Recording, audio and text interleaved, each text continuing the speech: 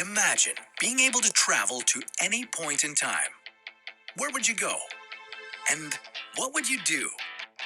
You could witness some of the greatest moments in history. That's gotta be kidding! Break it down!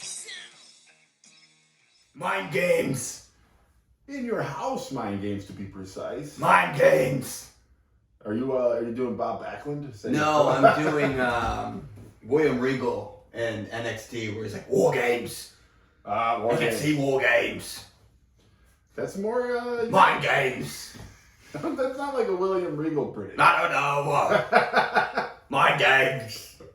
We got another belt, guys. Check it. That is actually more fitting for the era. Right. Heavyweight champion. They're We don't all- have European Championship yet in the WWF, but I know we will soon. We have a lot of people not even thinking pause yet either. Yeah, nobody's thinking pause yet, but we're getting the movement rolling.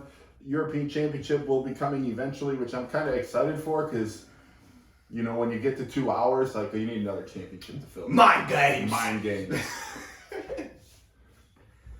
Actually, not a bad pay-per-view. No, not a bad one at all. So we talked about, I think, last episode where we were not that excited. Well, no, I didn't say we weren't excited. I was not The Raw excited. was not great.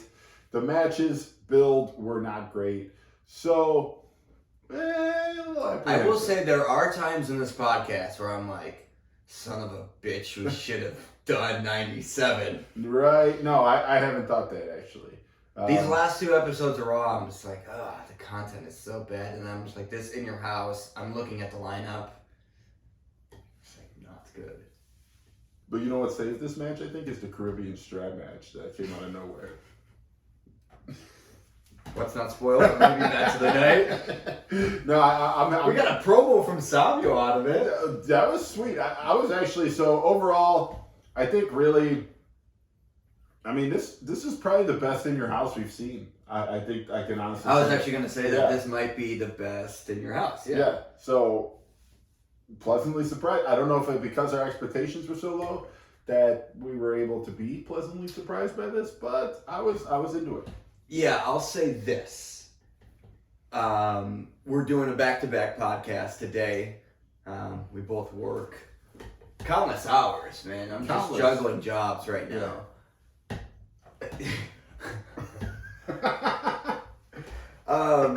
And usually we'll do a podcast and then we'll watch another episode of Raw, usually 45 minutes. This time we watched the pay-per-view, 2 hours, and usually I get a little bit tired, so if it's not really good content, I kind of space out. We were pretty glued. I didn't even take that much notes because of like the matches. Just because how good it was. Yeah. I think we had a contender for best match that we've seen, I think, in the main event. And we had a couple, probably the best tag match we've seen. Almost certainly the best tag match we've seen. And a couple other good matches. Maybe the best overall promo interview segment, period. Because that's literally all the notes I took. Or almost all the notes. I didn't have one line from something else, but it's really good. Spoiler alert, Brian Pillman's involved. They knew that. As soon as you said that, they were thinking pause, and they knew Brian Pillman was involved. So let's get into the beginning here. So I mean, we kind of teased it. It's weird because I don't think that we've seen any indication that this was a thing. Strap match: Savio Vega, Justin Hawk Bradshaw. Yeah, and to I'm start wondering. the show. I'm wondering. They never said that match was going to be on Raw. It was going to be in your house. Intercontinental Championship. Yes, yeah. I always thought it was going to be at In Your House. It made the most sense that it would be at In Your House. I have no idea why it wasn't, and because they don't really say anything. Filler matches there. Well, this was the filler match for sure, but it was still also like a really short pay-per-view. Like I think the runtime was 1:54, which I don't think there's been one less than 2. I'm pretty sure 54 of those minutes were the main event. Yeah, that's what I'm saying. Like they could have fit in an Intercontinental Championship match here. Definitely, yeah. So the first match, as Tom's saying, we have a surprise, which is the strap match with Bradshaw and Savio Vega. And Savio Vega cuts a little promo before this, and I don't know what he's saying. Well, half's in English, half's in Spanish. If we had I didn't know the English part. Oh, right. Well, he's just saying... I know he says, Donde está ring? Yeah. No, so Justin Bradshaw walks out first, And then they cut to Savio Vega backstage, and he is doing an interview with Kevin Kelly, and he's just like, Justin Hart Bradshaw, you want a pay-per-view? You want a WWF pay-per-view match? You got it. Caribbean strap match, something in Spanish. His go-to. Yeah, so it was actually, he was like fired up. He was really intense. I liked this. I like the contrast from English to Spanish, kind of keeping you like, oh man, it's authentic because he's really passionate about it. Like Bad Bunny, sort of. Yeah, it's kind of like, he was the precursor to Bad Bunny. Yeah. Yeah, so so then he's walking out to the ring, and they say, as he's walking out, for a Caribbean strap match, which the only one we've seen so far, actually two, is him and Stone Cold, where he beat Stone Cold both times.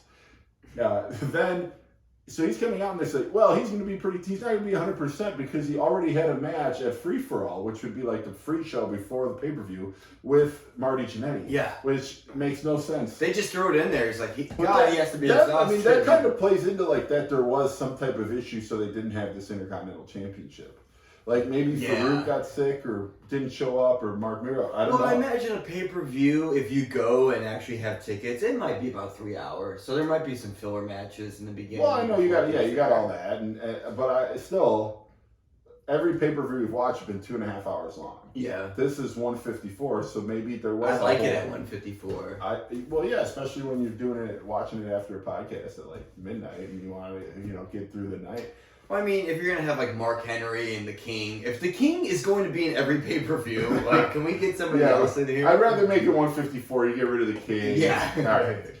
Because then they take him away from commentary because he has a match that night. Right, and you got to listen to Mr. Perfect's snide remark. Which, actually, he was pretty good. So, on commentary, we should mention Mr. Perfect, Vince is back, and Vince is JR. back, yeah. So, we get the growling Vince McMahon stupid comments. And I think JR is... Anything can happen in the WWF. Yeah. Did you know that? Anything I else? was told that several times during that pay-per-view. Yeah. Also, he says it very early in almost every show. Welcome back out, Monday Night Raw! It's always that. Yeah, it's incredible he has a voice still. And then, I know, and then, JR's like, hey, you're going on the turnbuckle, goddamn, I say it. So how did it happen here?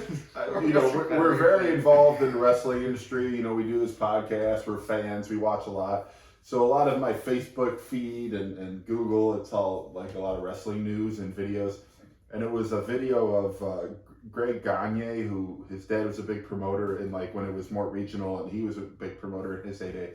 But it was him doing an interview with Jim Cornette, and Jim Cornette is asking him basically, kind of, how did Eric Bischoff get his start? So it's basically this Greg Gagne guy shooting on how Eric Bischoff is kind of a piece of shit back in the day. But he does go through one part, and it's about how they asked WCW asked him to be kind of like an advisor and work for them because they wanted to compete with Vince. And this was like in 92, 93. And JR worked for him at the time. And he's like, you want to appeal to a nation, because Vince and WWF was the only national brand. Like, if you want to appeal, like, he goes, JR, like, you gotta cut it out with your southern. Nobody from the Midwest is gonna listen to your southern twang like that. Like, You're it's saying that over to the JR? top. Yeah, he said that to JR. Which, in hindsight, He's like, you laugh, I'm gonna have barbecue sauce. in hindsight, maybe that was right. I don't know. Probably get to a lot more WCW talk down the line, but it was an interesting interview. But that was just one thing that I thought was relevant here. Like, yeah, he's trying to toe the line between saying things that nobody understands and then also being a good commentator. Yeah, but he's also, it's like, obviously Vince is so face, it's disgusting, and King is just like he's so heel that it's just corny. But then JR is like this hybrid in the middle where he's kind of going back and forth. I think he's trying to find his place, and because they're trying to make this three-man team work, that there's got to be like a middle guy. I don't mind the middle guy. I don't mind the middle guy. Yeah. But, like, we just know how good King and JR are alone. That, like, we know that, like, get Vince out of there. Kevin Kelly, I'm into outside of lateral presses. We know the ending, so it's kind of like, So I think, JR is a face. He's, like, the people's guy. And once Stone Cold gets into that whole face character, and he's, like, his guy, it makes a lot more sense. Yeah. Right now, it's weird. I don't hate it. He's got a few, he said a few government mule references, And we're getting into We're along for the whole, ride. yeah, that's exactly what we're here for. But the match itself, so again, to a reminder on the rules, because we don't even fully understand. Yeah, let's talk this over. Caribbean strap match. One strap connected to one opponent, connected to the other opponent's wrist. Wrist. In order to win said strap match, you must touch each corner of the turnbuckle consecutively. What that means, we don't really know yet. Because Yeah, consecutively to me means that you have to do it in a row without any interruption. Right. So if you touch one and I touch one behind you, that should cancel out. Right. Yeah. In my opinion. But if we saw from the Stone Cold, three that we've watched, the that's Stone not Cold the match, case. that's not the case because Savio Vega won by Stone Cold touching one, him touching the next. Stone Cold touching one, him touching the next. Yes. Stone Cold touching So one, we'll him touching the recap next. if you don't remember the Stone Cold one. So Stone Cold's in the lead, had all three, and Savio's kind of dragging behind and touching one right after Stone Cold touches one. Then they're at the end where Stone Cold is just as close to touching that fourth turnbuckle. They have a strap match and they're pulling, and he ends up pulling Savio all the way over, and Savio touches the end of the turnbuckle. So that's kind of how that ended twice. Right. Once in the dark and Once in the dark, once in the light. But this match, I mean, from the get-go, I think JBL is an actual dick. Like, Yeah, he's pretty big. legit whipping the shit out of Savio with the strap. And there's some good spots outside the ring where Bradshaw's actually choking Savio with the strap. And it's kind of a brutal match, but I mean, we won't spend too much time on it. It literally, I will say, there's a spot, and this is kind of foreshadowing, where they're outside the ring. Bradshaw is choking Savio. Savio's right along right outside the audience. And there's two familiar faces. Yeah, it's this fan throws a beer into Savio Vega's face, and you're like, what the hell? And then you realize it's Sandman from ECW. Yes. And sitting next to him, just like nonchalant, Tommy Dreamer. He's literally like, so Sandman's going crazy, like right at the edge of the gate. throws a And then beer out Tommy and Dreamer, smashes. like, might as well have had a book. Yeah, like he's just cool as a cucumber. Yeah, and so I was like, holy shit, ECW guys, this is crazy. We know the invasion angle from later when it's ECW, WCW. So I was like, is this legit? What's going on? I need to look. So I looked it up, and it does seem like this is an actual angle they're playing. And so Paul Heyman, Vince McMahon are in on this thing, and the ECW guys know. Like, so they're there. They're, hey, you're gonna do this. It's gonna cause a disruption. We're gonna set up something down there. Yeah. But from what I understand and what I read, Vince told no WWF employees that this was. He's wanting to be authentic? Yeah, he wanted to be authentic. So Paul Heyman, because they're in Philadelphia, which is the home of ECW. Yes. Yeah. And so they had, Paul Heyman had other ECW guys all peppered throughout the crowd in case WWF guys came out and made this like a thing. Because he was like, Vince isn't telling anybody.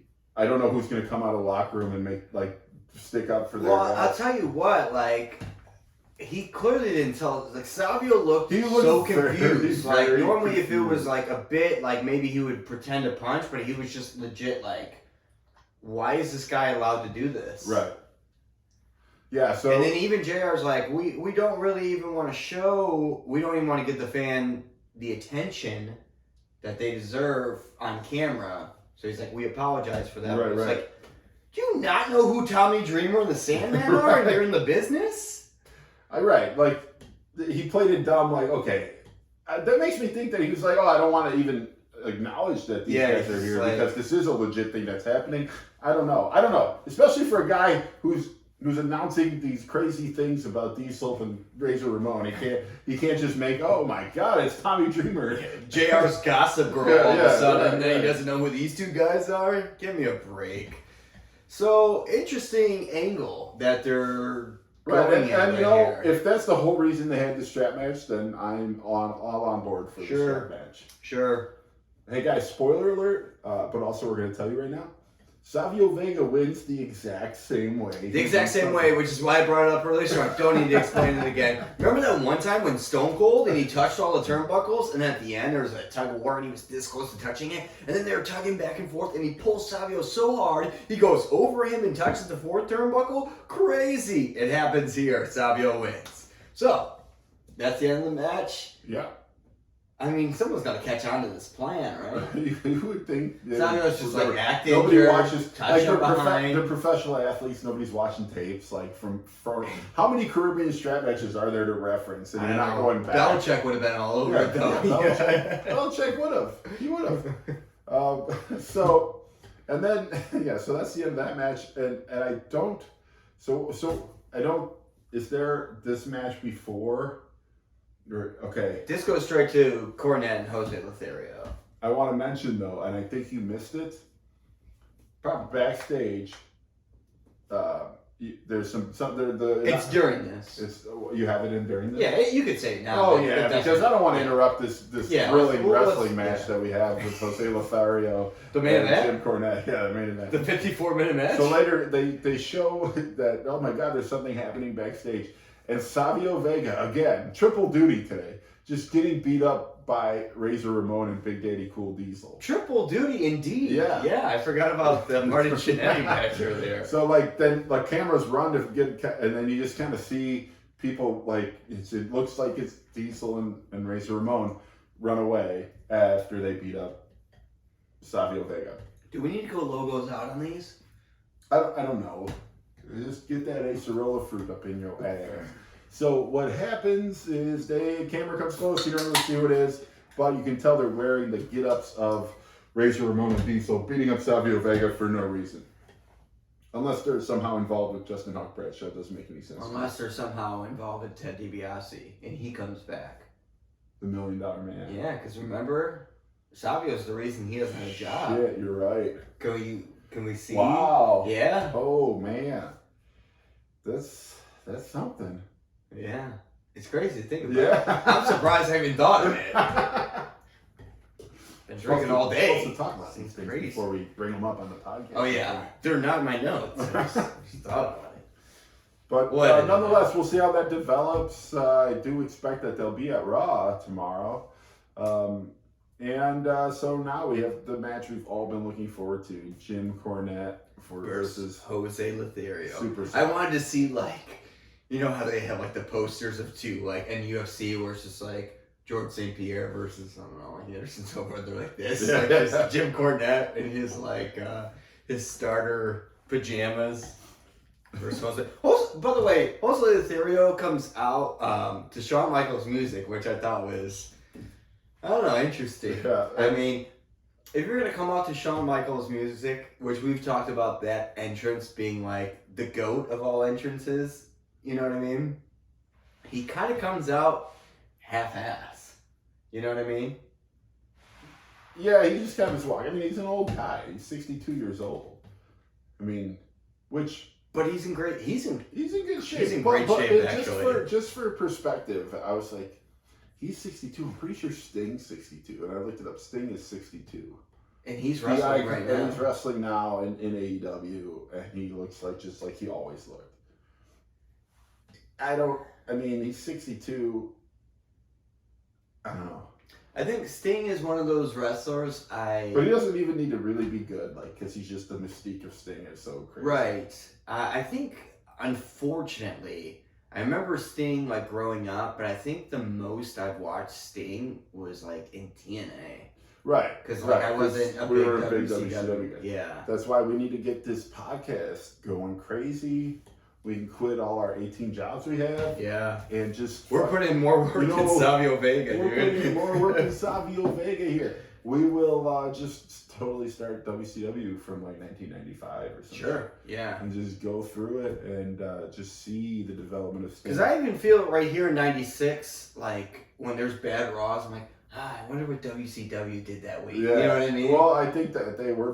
This is where WCW was better. This is part of the 83 weeks. I think is now until Well, maybe not quite now, but pretty close. What do you think the 1, 2, 3 kid was doing this week? Dude? Yeah, right. And Hulk Hogan and Ric Flair and Yeah. like all the famous people that were ever in WWF. But that's why they call this the New Generation era. It's because all those guys were gone, and they had to make these new names happen, and they did. And that was the biggest. I think the biggest downfall of WCW is all these guys were great at making themselves good, and then eventually, you know, they had. And this was a big jump for them. Razor Ramon and Diesel coming over, and then after that, they had Bret Hart, but he got hurt pretty quick. But all those guys can make themselves good, but they never really could put over other people. Sure. Younger people Yeah. and developed Yeah. people. And they were calling all the shots. So they never got... That's kind of how the business was. You know, you didn't really want anybody else on top. I feel like Undertaker was the only one that was really Right. Well, vocally about but he's pushing now guys. one of the GOATs. And so, but like Stone Cold did it.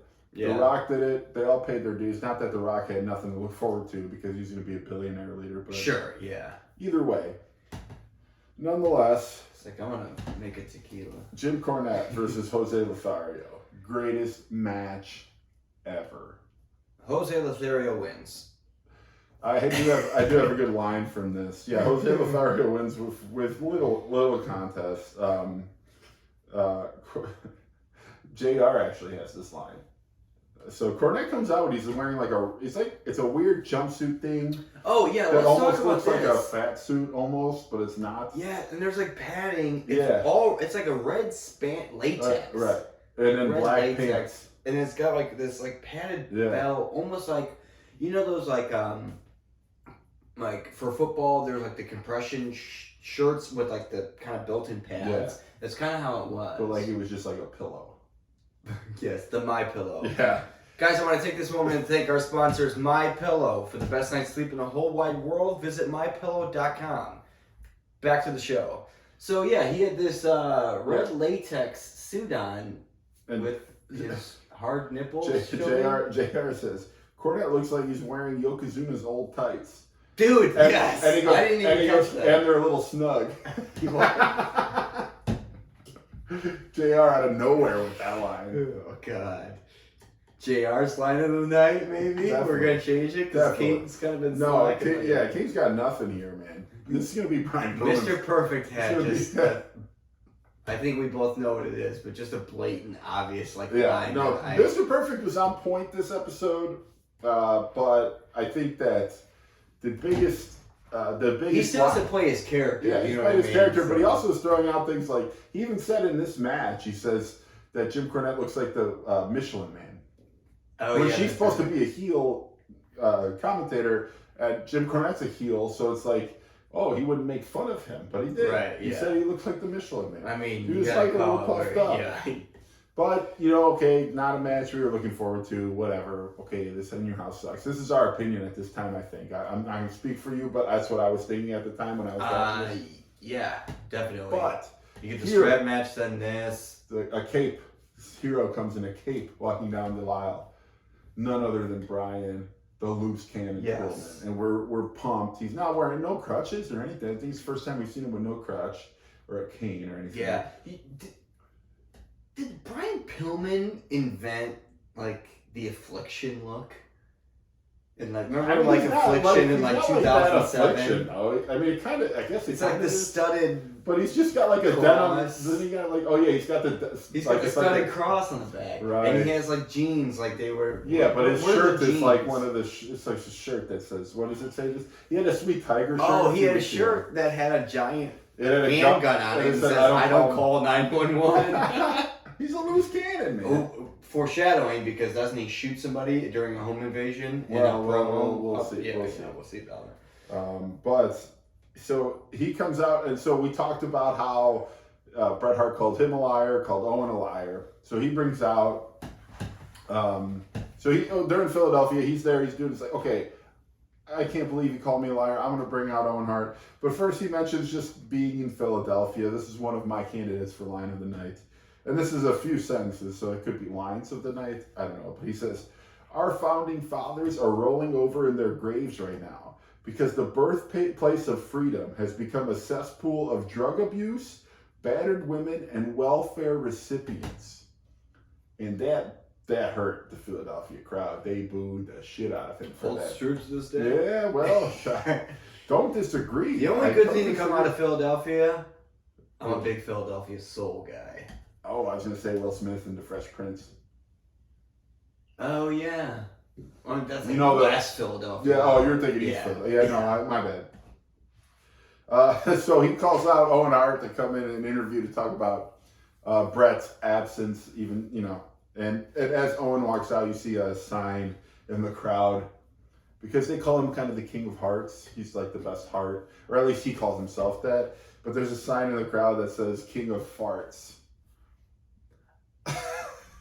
I appreciated it. I know you saw up until this promo, so you're like, oh, I got to sign tonight too. And I'm like trying to type some notes in here and blah, blah, blah. And I just look up and I pause and that's hilarious. Like, that's my sign of the night. Owen Hart, King of Farts.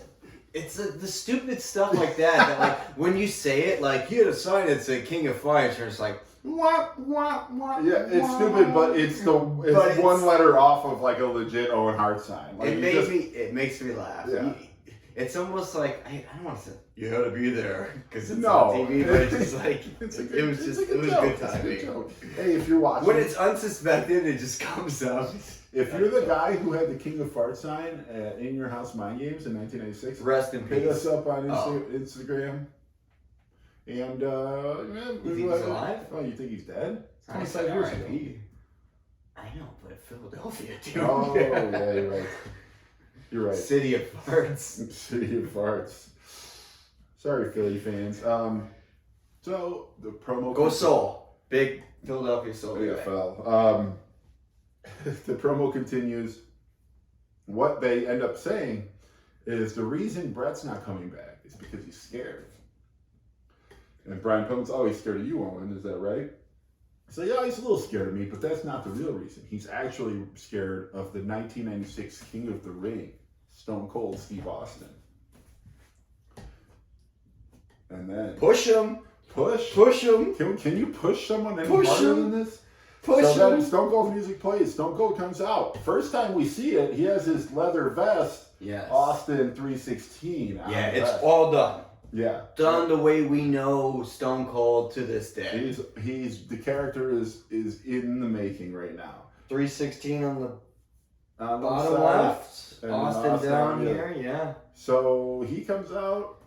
He starts talking about how gold chain on too, by the way. Yeah, he does have the gold chain. I think he gets rid of that. He's coming out and like the camera's focused on him. He's like, "Someone's finna get an ass whooping." Yeah. He's just talking to himself. Someone's gonna finna He's just shit talking throughout from the moment he steps out. And that's what we love about Stone Cold. And so he comes out. He's like, ever since I got into WWF, Bret Hart's been gone. And Brian Pillman, what do you call him? Bret a chicken? Another line of the night candidate here, guys.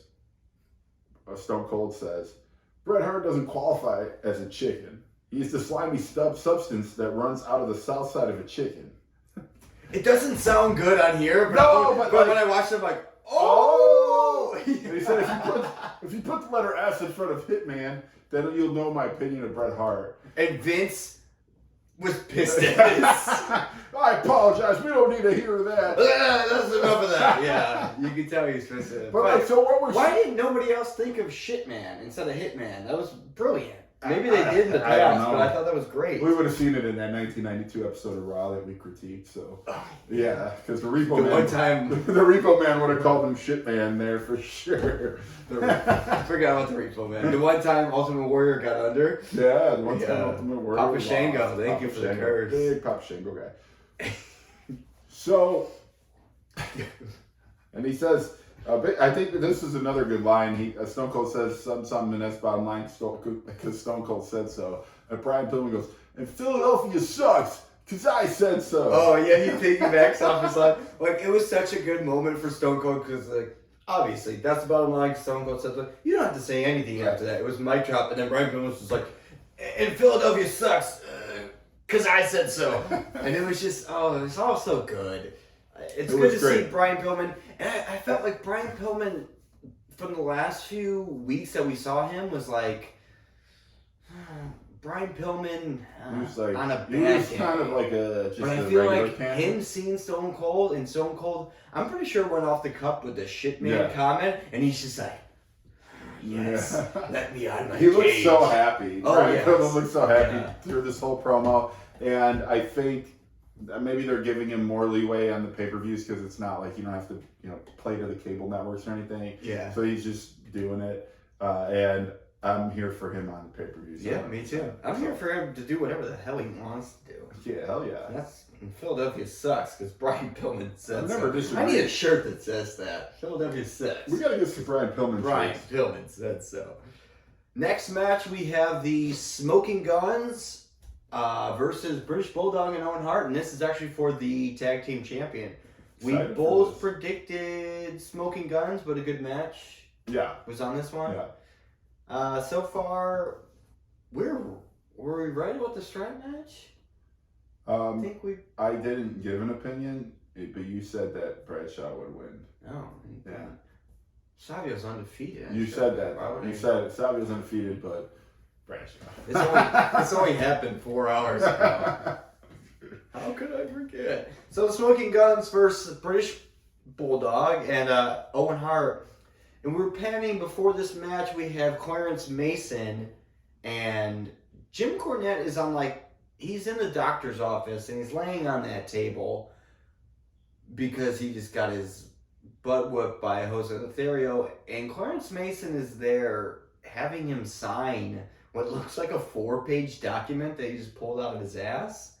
So we don't know what's going on with that, but we do have a new Sunny poster in the audience. Gotta love the Sunny posters. There's So, gotta be some copies of these out there. Oh, I know. Right? Like, We're gonna make it I a tried to slip look it slide. up, and Where's I- that? yeah, hell yeah. What pay-per-view, or was it just it was a pay-per-view, the last It was at SummerSlam. SummerSlam. Slam. They undid a giant poster of Sunny in the stands, and they do the same, except it's, how do you describe it? It's defaced. You know what, if I'm really good at editing and I do these videos, I'm just going to put the photo here.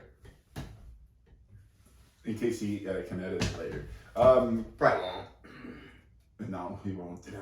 Look it up. Yeah, look it up. No, but basically what It's it not- looks like is that British Bulldog and Owen Hart got to the poster and colored like a beard and long, like they kind of look like Captain Hook, or like like Blackbeard or something. Oh wow, it's that acerola fruit. Gotta watch out for that acerola fruit. It's sharp. That's what they say. I didn't even read that. It's a super fruit, Yeah, though. it's super sharp. That's what they meant to say. It's a super sharp fruit. Yeah. Well, promoted by Mark Merrill. Yeah. He will roll up. He will roll up on that ass. Stay positive about that acerola. Oh, fuck. Did we already use an F-bomb? Yeah, no, you'll be fine. I know I will be. So the match gets underway. Yeah, the Sunny poster, yeah. It's the face. I'll put it here. if I She's can. upset. There's a match that happens afterwards. And I would say an entertaining match. Yeah, so Smoking Guns. We got British Bulldog and Owen And Hart. Clarence Mason does come out Yeah, as the he's all over manager the place for the tonight. British Bulldog. So it makes you think that whatever James Cornette had him sign was that he's going to be their manager. Maybe he signed over their Well, rights. he does We have a don't know. manager's license. Right, so he may now be the manager. Maybe for Jim those Cornette's guys. going to take some time off. I seem pretty beat up from Jose Lothario's match.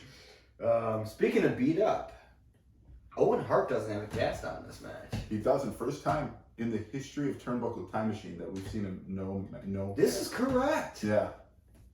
Owen 2 wrists. So we're like 24 episodes in right now. This would be 24, right? I think so. 23. Well, 23 in the regular timeline, 24 overall, right? Sure. Yeah. So that's a lot of episodes to go through with this guy wearing a cast that may or may not have been real. So I'm guessing it's been fake for at least the last 2 months. Probably not the first 2 months. Yeah, probably not. So we're not gonna bore you with this match. It is an actual good tag team match. It right? is. There's a lot of back and forth. There's a lot of arguing. We both know British Bulldog. Have every time he's in the ring, he does impress me. And I was never like... this time, And he's doing well. There's a weird dynamic in the commentary with Vince and Mr. Perfect thinking the Smoking Guns are doing better, and JR thinking that British Bulldog and Owen are doing better, and that Smoking Guns are being idiots. Well, they're kind of both heels, so it's kind of interesting to hear commentary. It is, and there's a lot of weird tag. So Bart Gunn gets beat up for a long time here, and then Billy will tag in maybe for a minute at most, tag back out, and JR breaks it up. Why would he tag back out? It doesn't make any sense. Although it seemed to be okay, they're getting some offense in, tag back, and then it continues on. They actually land the side. What do they call it? The Sidewinder. Yeah, it's a Sidewinder. Basically, Bart Gunn holds the opponent down, and Billy Gunn jumps off the top turnbuckle and gives him a leg. Just like a leg drop. So it's like he's going to do a sidewalk slam, and Billy Gunn does a leg drop at the same time. So a nice tag team finisher. Yeah, but at this moment when they land this Sidewinder, is what I think they're calling it, the ref is distracted by Clarence Mason. Right, he's jumping on the apron, going nuts, and they go for a pin, but they can't count because the ref is distracted. And meanwhile, Owen Hart sees this. He jumps off the top rope. Elbow drop. Right. So then we have British Bulldog and Billy Gunn are in the ring, and they're both knocked down, so they're giving them a count to 10. Finally, British Bulldog reaches his tired hand over and goes for the pin, and it's a 1-2. It's very close. And then we have it's kind of back to, regular action. There's a spot where I think Bart Gunn falls into Billy Gunn in the turnbuckle, and Billy Gunn gets hit and pushes Bart Gunn. You want to go on from here? Yeah, and so you had a good point in this match. Yeah, so Billy Gunn's on the apron, not the guy in. Bart's in. They throw. It seems like so. And they mentioned this later that Sonny's distracting Billy, so he's not really paying attention. But they push Bart Gunn into Billy, which right there, that's contact with your tag partner. That should be a tag. Then Billy is upset at Bart and literally just pushes him with both hands. Yeah. In the chest, makes even the tag noise. That should be a tag. Yeah. Unless it's a tag in, tag out immediately, but I think you got to be out of the turnbuckle to tag in. So in my mind, right. And you could tag someone's back. It happens all the time. Blind tags happen. Mm-hmm. So Billy Gunn should, in my opinion, be the legal man here. But what happens is, after Billy Gunn pushes Bart, British Bulldog does his running power slam to Bart and goes for the pin, and the referee counts, and it's 1, 2, 3. And new tag team champions. British Bulldog and Owen Hart. Which I think we wanted, which is okay, but I still think this is a bullshit ending because that is just the. I want clean, damn it! I want clean. But they're not playing this like it wasn't clean. They're playing it like it was clean. It is and isn't. Like, it is It's clean in the sense that they're... But we're looking beyond it. We're looking at, it doesn't have any credibility. Maybe rules. Come Monday Night Raw, they're going to be like, he pinned the wrong opponent because of the push. Maybe we're like, technically it's not. But maybe next week they're going to be like, hey, look, we deserve these titles back because he wasn't the legal man. Right. I would hope... And Clarence Mason's going to be like, whoa. I would hope that's the case because that would be a legitimate argument here. If not, then really weird. It's happened before. It's happened really before weird. where I watch, I'm like, well, technically that, and then they'll do it. But this was so obvious to me. I can't believe that nobody even thought of it. But either way, they're playing it here. Well, I mean, I hate to quote Vince here, but anything can happen here in the World Wrestling Federation. You're right. I think that... And new WWF Tag Team Champions of the World! The motherfucking British Bulldog! The King of Hearts! The King of Hearts, Owen Hart! So they leave, and Sonny... We are Camp Clarence Mason! Sonny is so mad. And if you're not down for that... we got 2 words for you. Camp Cornette. Sunny's super mad about this. She gets a microphone and is just so upset at Billy and Bart. It was so terrible. She fired her. I know, but her temper tantrum. Yeah, like normally she's like you said, like she's so easy to hate because of the things she says, like, you know, out of the ring and stuff. Like this promo, like she was good on commentary. I liked her on commentary. Like she was good to this character. But that's her whole thing. Is she's such a mad, as Vince McMahon said, petulant child, and. We're really quoting Vince a lot. We really miss him on commentary. We do. But that's like she's just like having a temper tantrum, fires them both, runs away. See, Billy's very broken up by it because I think they've been banging. Probably. They've definitely been banging. Bart's less broken up by it because I don't think he fully understands what's happening. So I don't know where this is going to go. I think it's good for the tag division. Mm-hmm. I think that British Bulldog and Owen Hart are better tag champions than Owen Hart. I think he's third tag championship round for Owen Hart right now. He was twice with Yokozuna. Yokozuna, that's right. So, interesting. We'll see where this goes. I'm excited for it. A little bit of a spark in the tag team division. Yeah. I didn't want to tell you this, but I have a surprise for you. Really? Mm-hmm. Wow, I can't wait. Should we do it here? Live? Where else would we do it? I don't know. I got somas, dude. I'm gonna need to see your tits for 15. Line of the line of somas. Seriously, guys, donate some somas. We are interested. I mean, everyone was up. My muscles are very. We want to know. It's for research. Yeah. I want to know what Sunny was like. I want to know the mindset she was in when she did all this crazy shit. Like, would you bang Shawn Michaels if you're on Somas? Yes. I mean... Well, no, we want to find that out. Yes. Yeah. Yeah, we'll find out, like, if I do it. Yeah, probably. Yeah. Yeah. He's just a sexy boy, though, so we don't want to assume. Speaking of, sexy boy! We got Paul Bearer and a Mankind promo, and Mankind... They say that they're in the bowels of something. The bowels of the facility, the whatever center, the state-of-the-art center that they're in Philadelphia. I thought the bowels of the country was just Philadelphia to begin with. Yeah, well, yeah, exactly. Okay, all right, it's sense. The bowels of the bowels, which is ultimate bowels. Bowels of the bowels. Yeah. Oh, yeah. The bow, the bang, diggy, diggy, diggy, sit the boogie. My name is Kid. Shout out to Kid Rock, everybody. Shout out to 123 Kid. Yeah. Oh. What? 123 Kid. Man, with the bang. My name is 123 Kid.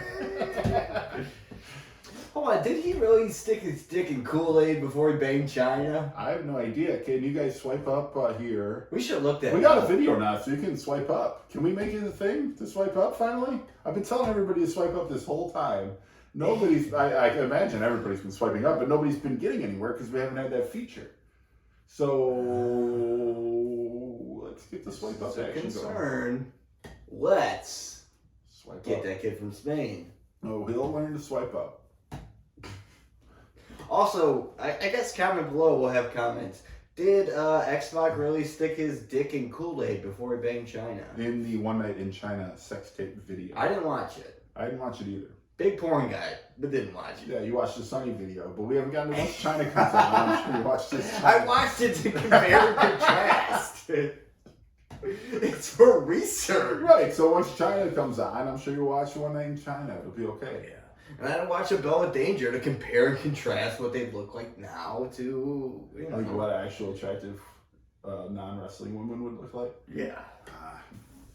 Shout out to a Bella Danger. Swipe up.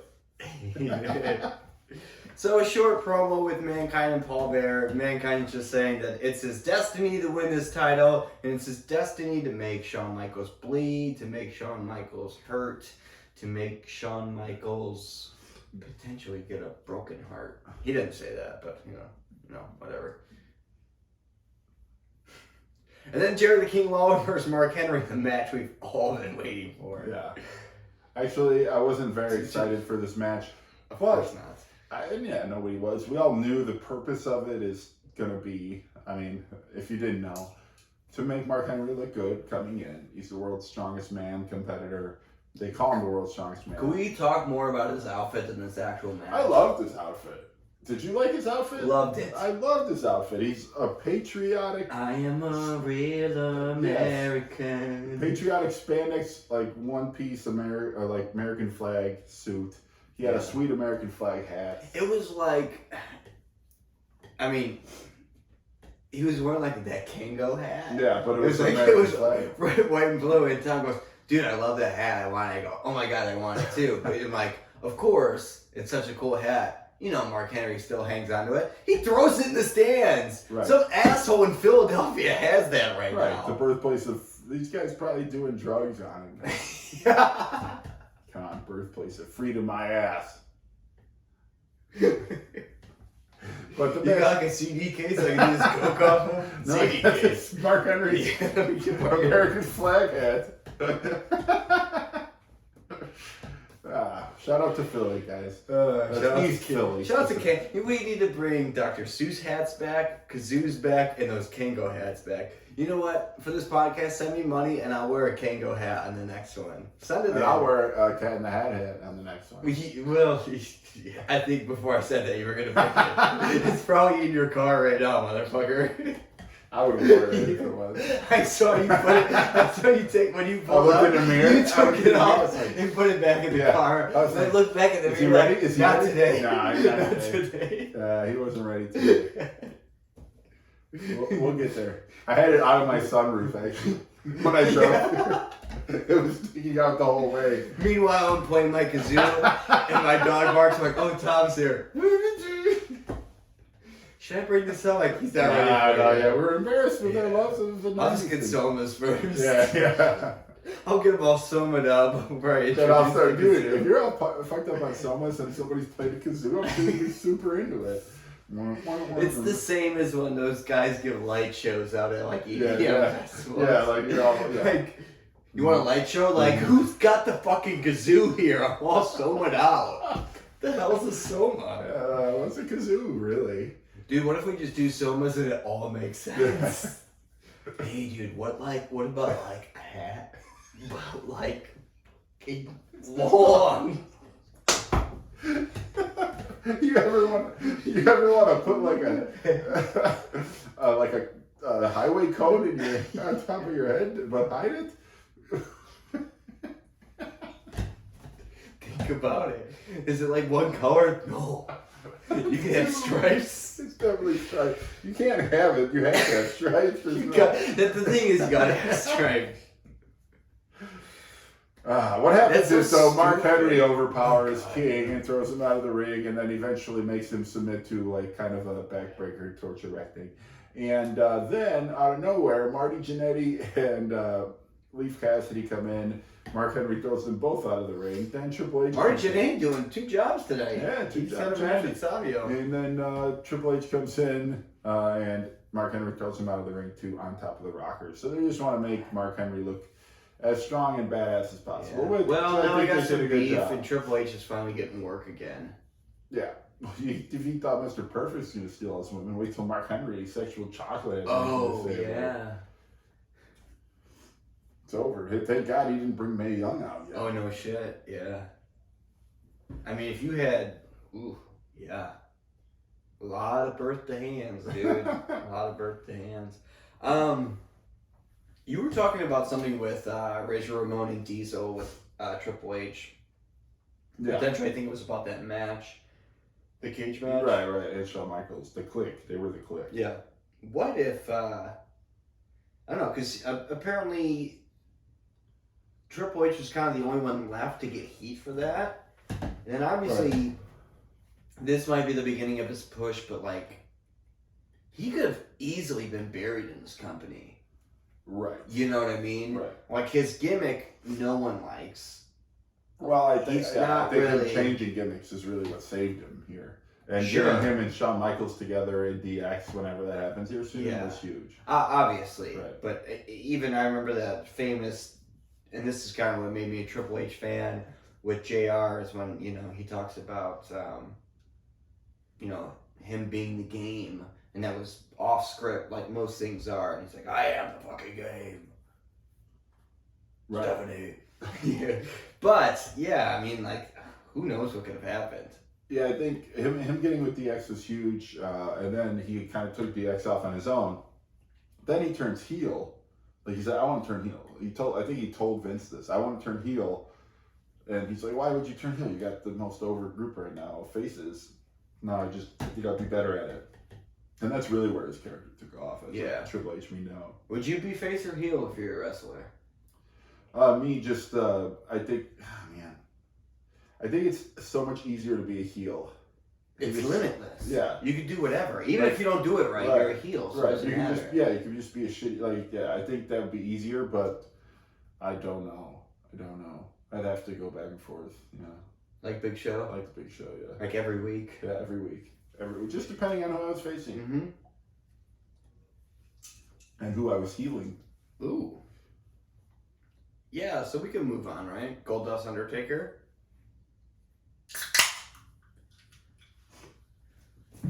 What a match. What a stipulation here, too. Pinfall. What a stipulation. They have to win by pinfall. Or a lateral press match. Lateral press match. Yeah, it's called the final curtain match. The only stipulation is that you have to win by pinfall. So can't be DQ'd. No. So it's basically a no disqualification match. And only false count in the ring, I guess. Mm-hmm. And that's it, right? And no countouts. But I mean, anything can happen here in the World Wrestling Federation, let's be honest. Except for a countout in this match. Even Correct. At a certain point, the ref is counting. So, I don't know what they even know about the rules here. Here's something I don't know. What's up with Marlena, dude? I thought she looked weird, this thing. I don't know exactly who is that? And Did she gain some LBs? I think she's pregnant or something. Cody Rhodes? She gives birth to Cody Rhodes. Cody Rhodes like 15, I think.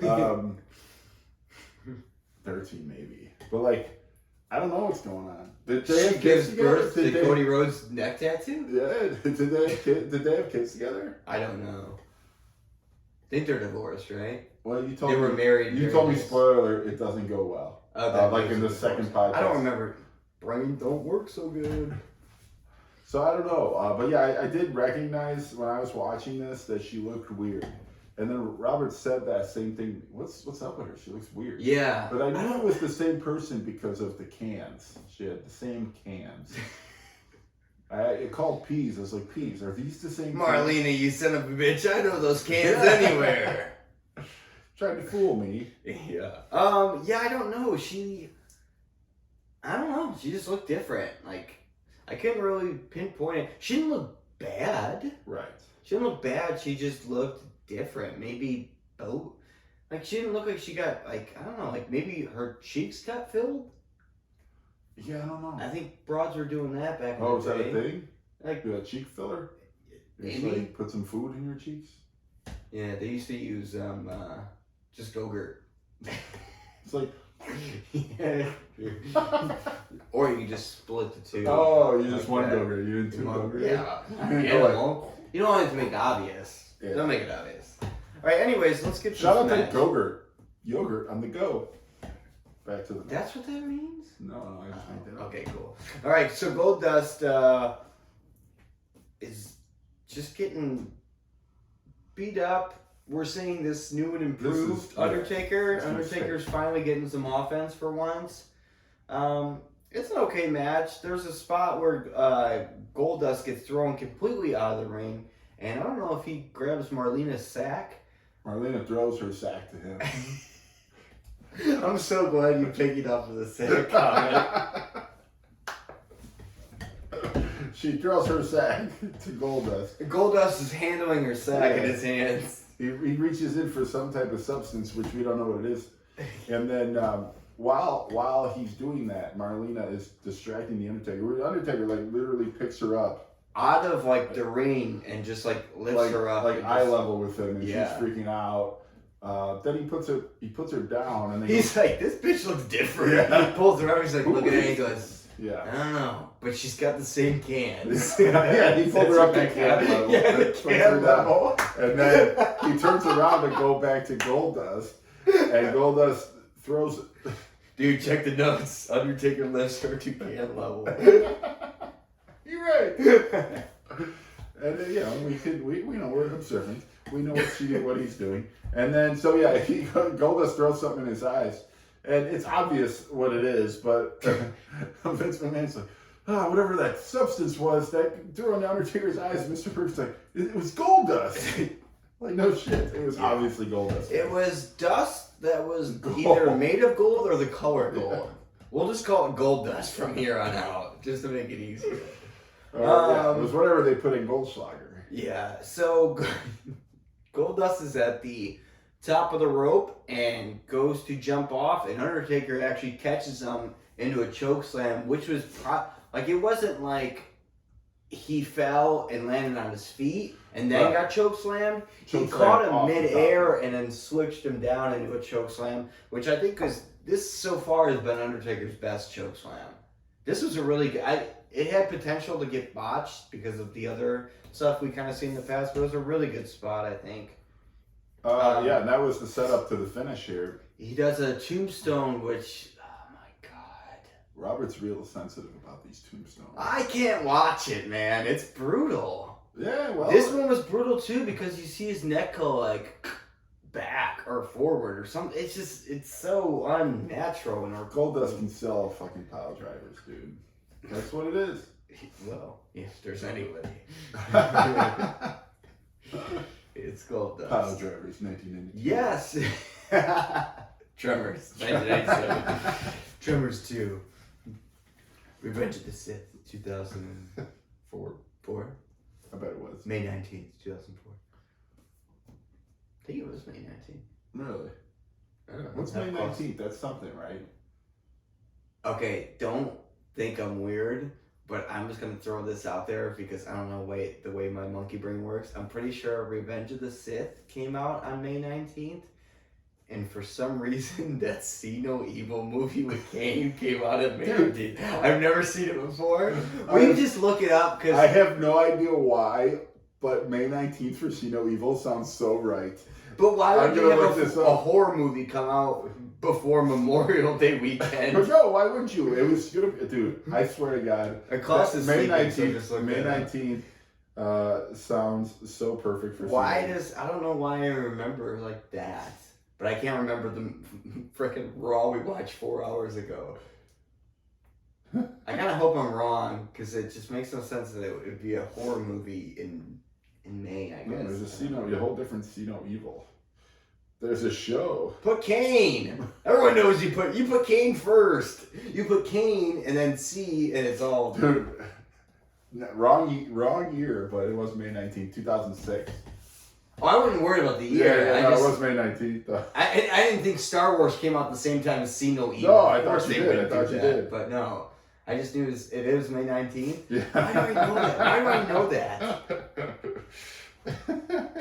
I'm the biggest Glenn Jacobs fan ever. Well, Glenn, shoot us something. Send us something. He's got the Isaac Yankem shirt on. Revenge of the Sith was May 19th, 2005. 1 year to the day before See No Evil. Some say, would there have been See No Evil without? I was going to say that there wouldn't be. I'm here to tell you that there wouldn't be. What a tangent that was. Weird that he knew both those dates, even though they were the same date. It's such an important date in history. There's got to be something else that's May 19th. I don't know. Whatever. Hey, guys, let us know what else might be May 19th. And we will mention if it's your birthday on May 19th, send us a photo ID, your social security card, and a list of all your teachers and first pets. Yeah, and you know we what? will give you a shout out. We will also maybe take you on a time machine trip to May 19th, 2005 or 6, your choice, and see one of those two movies. Yeah. You're buying though, because we're providing the time machine. Yeah. Duh. So we have a promo. After this match. Yeah, well, the best promo of the show. Yeah, Undertaker versus Mankind. Two of the greatest characters right now. Right, so they're announcing the next in your house. Okay, so we have two of the greatest characters. What's the greatest match, though? Pink slip on a pole match. Pink slip on a pole match for sure. Bingo.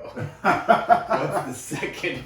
Oh, Buried Alive match. Buried Alive. Number 2. We have Undertaker and Mankind Buried Alive. Yeah. We're getting momentum here. I really like this. So so they announced it, and it's interesting too, and they actually do mention it because you're like, oh well, Mankind's going against Shawn Michaels right now, so are they just saying it?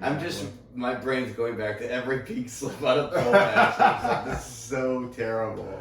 But yeah, so the whole new In Your House, which is the next pay-per-view, is going to be called Buried Alive, so it's going to be centered around this main event, Undertaker versus Mankind Buried Alive. If Mankind wins the title tonight, it won't be for the title, but because it's a non-sanctioned match. And it's a non-sanctioned match. Why? I wouldn't know. Yeah, so And JR's really just he's like, pissed about it. Well, I don't know why you wouldn't sanction the match, Vince. He's like, well, pretty obviously because of the rules here and how dangerous it could be.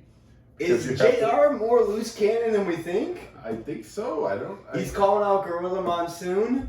He's calling out Vince. He's calling Both the chairmans, if you will. Right. One kayfabe chairman and the real chairman. one. I don't know. Either way, I'm excited for that match. At the next pay-per-view. Yeah. But Vince like, and this will not be a sanctioned match. Like, why the fuck would you not sanction this match? why the fuck not? Yeah. This is like goddamn wrestling. Yeah. So that's something to look forward to either way.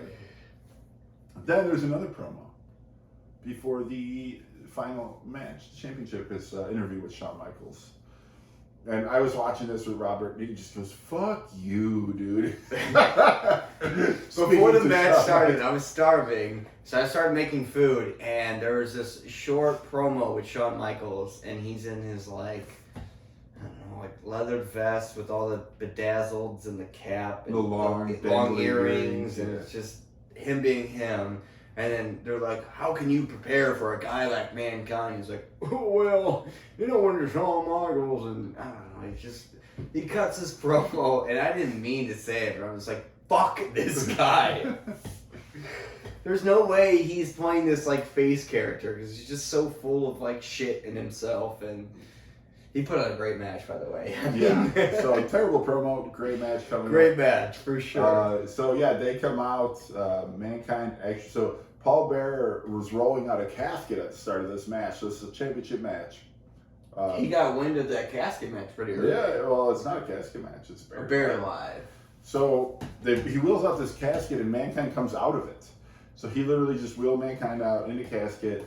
Mankind comes out of it. Shawn Michaels comes out. Normal pyro, all that. The match starts.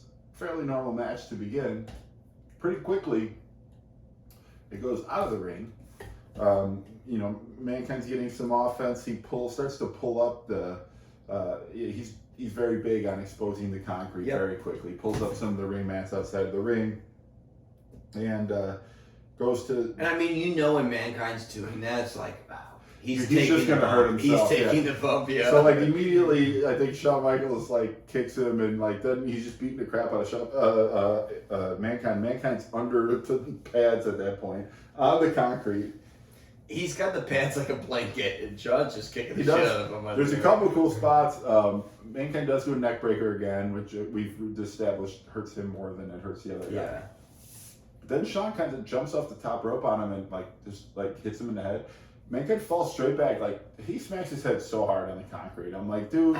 I'm watching it. I'm like, this is such a liability, man. Like, just the way that he does it. And I think this is even close. And these could be. I didn't have any notes because this match was so freaking good. Yeah. There's a spot where, and I mean, whether we say I'm in line or not, but Shawn does a suplex to Mankind onto the steps.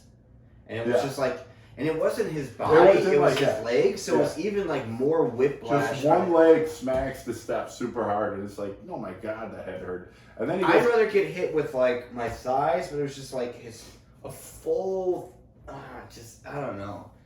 Yeah, and then he really works over his knee and leg the rest of the match. So he's working on that. Then there's a lot more, exchanges in the ring. It's a really good match. I definitely recommend watching it if you guys are interested. But eventually, there's back. I'll just say it right now. Pause this and watch that match. It was really, really good. Really good. Yeah. Really good. Probably the best match we've seen yet. I was going to ask you after this to rate it compared to the other one. No, hands down. You think this is better hands than down. Bulldog? All right. Yeah, hands down. Hands So down. This is a great match. it was. So they continue on. It's really bad. It's so much back and forth. Is what really makes this good. I think with the Bulldog. So let me stop you there. I thought just the way that this kind of pay-per-view built up, I thought it was going to be the typical Shawn gets his ass kicked and is more of the comeback kid, right? And then does like a sweet chin music. And maybe there's going to be like some foul play and it was just going to be like, eh. But like, there's tables, there's ladders. There's no ladders. There's chairs. There's chairs. Oh my. Oh my. Yes. So there's back and forth. There's a really good spot where, if you're a Mankind fan, Mick Foley fan, you've seen him do this before, where he kind of gets hung up in the ring ropes by his neck. So like Shawn throws him into the ropes hard, and you can see he does it on purpose. And I think that he actually did this, and this is how he ripped his ear off in Japan, like doing this and trying to get out of it, and he ripped his ear off. That's why he has no ear. Was doing the same move, and he still does it. Like it's crazy. So he does it, and he's hanging in there by his neck. Shawn comes to do something to him, and he mandible claws him as he's hanging. And I said to you, there's no way in hell they planned this. I think Shawn 100%. literally ran to the ropes and like panicked and tried to get the ropes off of his neck, and he just mandible claws him. I'm just like, oh my god, like there is a lot of potential for a legit injury. Yeah. I mean, the ref, they ran over and Shawn's like trying to get the ropes out, and then he's just like surprised. Yeah. Mandible claw. But even in Japan, how bad could it be to rip your entire ear off? I mean, I know there's not a ton of like nerve endings in your ear. Well, it's just like how it was stuck, and he pulled himself through, and it just ripped off. It may have been dangling. Sure. It may have been dangling. But you act like it's like a tag on a T-shirt. Look, guys. It's your ear. Dude, guys, look it up. I'm not making this shit up. This is really. I know you're not, but I mean, to piggyback off that, there's spots There where might have been more stipulations to the Japan match. Maybe it was barbed wire ropes or some shit. I don't know, but he lost his ear. they used to call him Mick Foley 2 years. Yeah, and now Like, he's I'm not. Now he's just Mick Foley. You know? But to piggyback off that and craziness, obviously we all know like Mankind's notorious for just like continuously ripping his hair out, but they have like the camera pan from like maybe the announcer table or maybe the audience. It's pretty far back. He's ripping his hair out and he throws it in the air, and you could literally see it from probably 20 feet away. Like that's a lot of hair. Yeah, he just is like so frustrated that he's just ripping his hair out over and over again. Watching him just like torture himself gives me a lot of anxiety. There's I mean, how many good spots are in this match? There's one where they're up at the turnbuckle and they both fall into a table. That was a good spot. Should we? Yeah, so like early, it's the Spanish announce table, of course, which at this time is just a regular table, like folding table. So he moves it at one point to do something, and it never happens, and you kind of forget about it. And then Shawn like goes off to do his elbow drop. Mankind knocks him down, like where he kind of falls on his crotch. Gets up there to do a backdrop, but it's not a backdrop. Shawn Michaels reverses it into a crossbody, and so Mankind gets the worst of that. Technically speaking. He gets the worst out of everything, like the neck break. Yeah. He just gets the worst out of everything. So then, like, in the meantime, like, there's a chair, the man kind of thrown some chairs in the ring. There's one kind of set up, like, seated there. And by the way, this is just a regular... Yeah, this is a regular match. These would be disqualifying rules, but the ref didn't. Like, the table drop, the smash through the table, probably not, because it's part of the, the ring, whatever. Gray area, right? Yeah. But the chairs, for sure. And the ref's distracted by Paul Bearer, and Mankind brings the chair in after that through the table move. He's gonna go up, and he's on the top rope with the chair, and he's gonna like jump off and hit Shawn. Shawn runs, jumps off of this chair that was like in seating position in front of it, and hits him with a super kick into the chair that he's holding on the top rope. And great spot. I think it's the first time that I hear JR "Sweet Chin Music," "Sweet Chin Music," which I love that call every time he does it. Yeah. And so that's a huge part of it. Mm-hmm. And he goes then to bring him down and go for a pin. Eventually the ref comes back into the ring. Yeah. But does he get the pin? You get a 1. You get a 2. You get a That was close! And then Mankind all of a kicks sudden, out. somebody's running into the ring. Oh no, he doesn't kick out. Yeah. Yeah, well, he does. He does kick out as well because it's kind of like Yeah. it's taking this guy a little long time to get in the ring. Well, if it's taking him a while, it must be the man they call Vader. Oh, it is the man they call Vader. So he's running out of the ring. He gets in the ring. Actually doesn't land a thing on Shawn, but the ref immediately calls interference. And We've seen this before, Right. like the last episode. I know what you're thinking. Shitty ending. It is a shitty ending. It is a shitty ending. Hey, we already know Mankind wasn't going to get the title, right? Right. And they're already promoting his next match, which has nothing to do with the title. So you think he's obviously not going to. This match was phenomenal. This the was best match we've seen, hands down. This was a great match. I think the ending was fine. I was happy with it. But I didn't want to see him pin Mankind there, to be honest. That's why I was like, one time I don't want to see an actual. I was clean upset win. that they were having that match because I was like, oh, Mankind's so over. He's beating the Undertaker repeatedly. I don't want him to lose now because he's gonna have to lose because He going kind of up got against his ass Shawn. whooped in that match, though. Yeah, I mean he did, but so he whooped Shawn's ass a lot too. Yeah. But I mean he lands a double arm DDT. Which is the first time we've seen he that. lands the mandible claw, he lands a pile driver. Like he does all this stuff, and Shawn Michaels just like you can't beat him right now. That's just like his character, and so impressive on both ends. And they make it work to where he doesn't really get pinned, and so he's still never been pinned as far as we know in the WWF. Yeah. Right. This is a guy I can work with, but these other guys, it's just like Right, you don't need to do it for mid-card guys every time is my point too. But this isn't the end of the match. No. I mean, Or it's the end of the match. Right, but this is the Shawn end of the throws hype, Vader out. Then you see Psycho Sid come out of nowhere and start beating up Vader. Well, kind of. He throws some really weak punches. He's not the best technical guy. But he's a psycho, so who knows? It's all explainable in the fact that he's a psycho. He throws 3 punches on Vader to push him backstage, and it's just the worst garbage I've ever seen. It's like it's so insulting to wrestling. Yeah. Vader's like, come on, dude. Like, what the fuck are you doing here? And so he does the face. Yeah.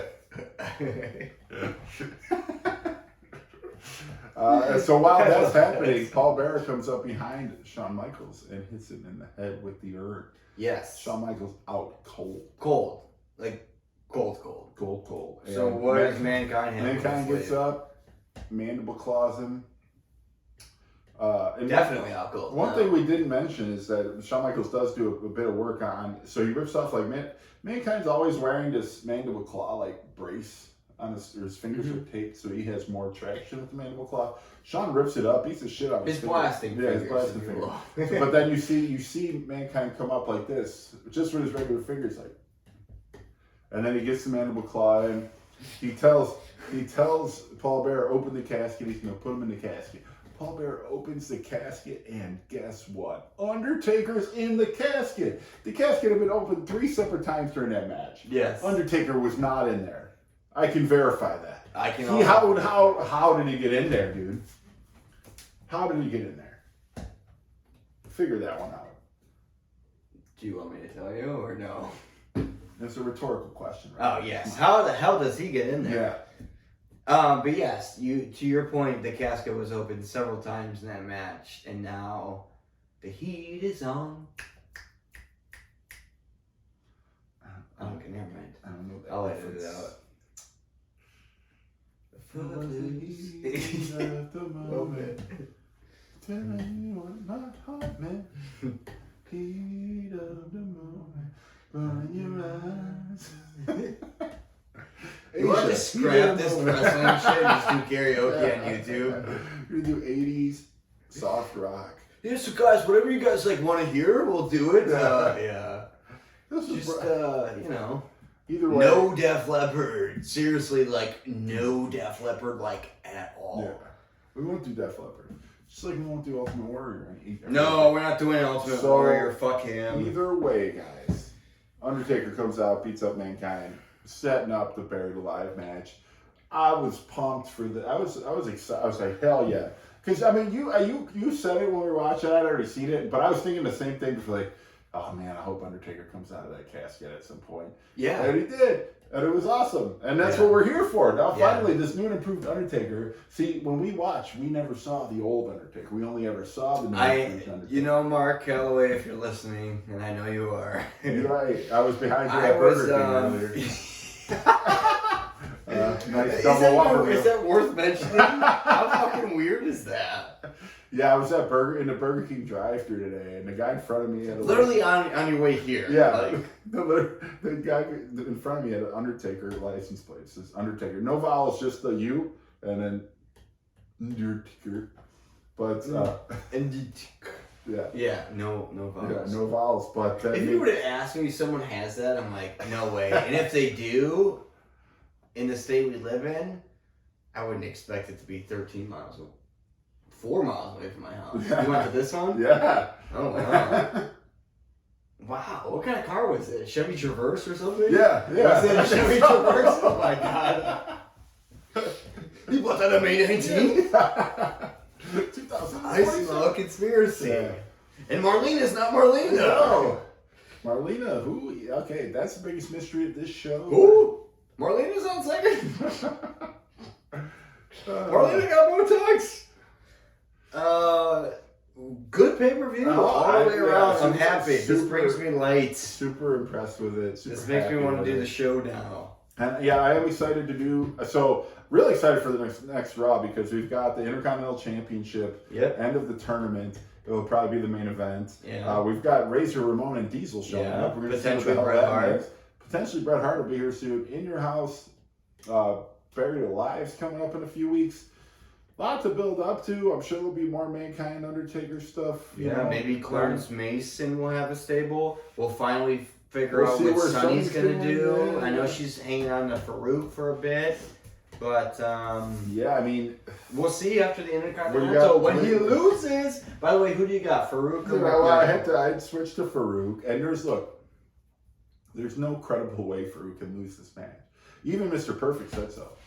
He predicted No, there's really not. I mean, I'm obviously writing Mark Merrill all the way, but like, well, you're thinking Paz though, and I didn't think they would put a belt on this guy so soon. Who? Farouk? Oh, I was gonna say Mark Merrill. I'm like, why would they ever put a belt on? Fuck you! I hope he wins this shit. Besides the European Championship, maybe one day. The Tasmania Championship. No, I'm telling you, I really hope he wins this just because it's going to be insane. Well, it's going to be the greatest party. Okay, if he wins this, guys, we're throwing a live YouTube party. He's not going to win it. I mean, he's not going to win at all. But if he wins, he's not going to win clean. Yeah, but, okay. What's his finisher? You said Hurricane off the top rope. The shooting star press. He also won by a knockout. Yeah. He's a wild man. I don't know how he would beat Farouk clean. That's the thing. This Farouk character literally knocked out the hottest commodity the WWF had, and they're gonna have him lose now, maybe. No, and if they do, it's got to be like Ahmed Johnson comes back or something. Like that's what it's got to be, right? Yeah, it's gonna go on. The way I would look at it is, Ahmed's clear. Farouk has the title. Ahmed gets it back in some sort of, redemption match. Yeah, in a couple months. In a kidney match. You have to literally remove the other person's kidney. Yeah, like an eye for an or eye. pinfall. Yeah. Or lateral press. They have all operating tables set up. Sure. Or pin them. Yeah. This is a sanctioned match where the opponent needs to remove the other person's kidney. Would that be pinfall like, or so submission? Yeah. If Ahmed Johnson has one kidney, and he removes it, then he dies, right? That's the rule there, huh? Yeah, Caribbean death match. Yeah, Caribbean kidney removal match. What's that? No, he said he's like, what's that scar from? He's like, got my kidney removed from a Chinaman. He did it from the front. Yeah. Shout out to Chinaman. Hey. Shout out to Moon. Moon.